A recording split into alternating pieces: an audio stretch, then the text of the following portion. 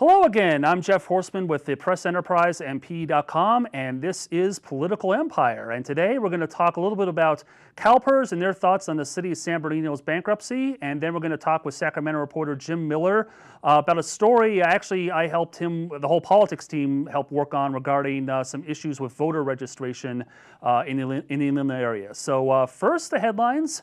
CalPERS skepticism. The California Public Employees Retirement System is skeptical about the city of San Bernardino's ability to pull itself out of bankruptcy. The state retirement system is objecting to the city's Chapter 9 petition and basically is questioning whether it's trying to delay paying creditors with no plan to really get its finances in order. Now, if you may recall, CalPERS is the city's biggest creditor, so they have a vested interest in this bankruptcy plan and looking to make sure they get at least some money out of whatever the resolution is. So now we're going to talk about being flipped and ticked, as we're calling it. Joining me on phone is Jim Miller, who's our Sacramento correspondent, and he recently worked on a story about people who are complaining in the Riverside, Moreno Valley, kind of Harupa Valley area that their party affiliation on their voter registration forms was switched to Republican without their knowledge and consent. And this has raised some questions about the validity of a surge in Republican registered voters in this area, which, by the way, is also the site of hotly contested state and federal races. So, Jim, how and why does something like this happen? Jeff? Well, I mean, it's a good question. I mean, voter registration is one of those at-a-glance indicators of a district's competitiveness. And so both parties have an interest in getting their registration numbers up in a district that they hope to be competitive in. And in some cases, they do this through clubs, they do it through volunteers, but in other cases, they actually hire people to go out and sign up voters. Okay. Now, you and I and our colleagues talked to some of these voters. Who are switched? Can you talk about what they had to say and what their reaction was to being switched from Democrat to Republican, or even like no party preference to Republican? Right.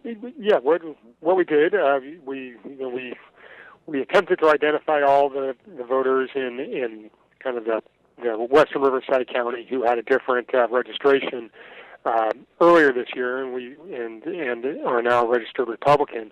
And then we took a sample of those and reached out to them. It's interesting. I mean, some of them, in fact, did want to make the switch, and we noted that in the story, but an equal number of people that we were able to connect with said that through various means they had come to be re-registered as Republicans and did not get permission for that switch. Okay.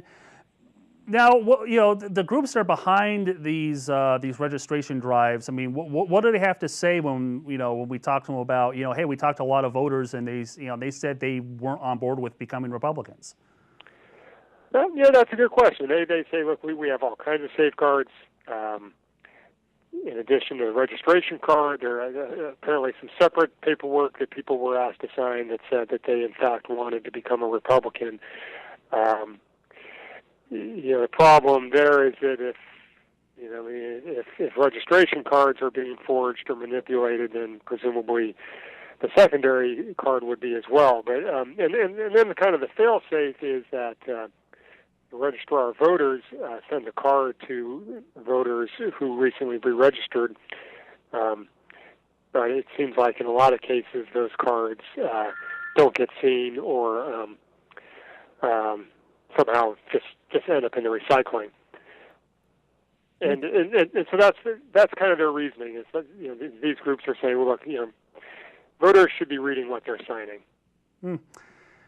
Okay, well, Jim, thank you very much for joining us on the phone and explaining the situation. And as always, we want to thank you for viewing this edition of Political Empire. And be sure to stick with the PressEnterpriseMP.com for all the latest inland political happenings, particularly as we're heading toward Election Day here. So I'm Jeff Horstman, and thanks for watching.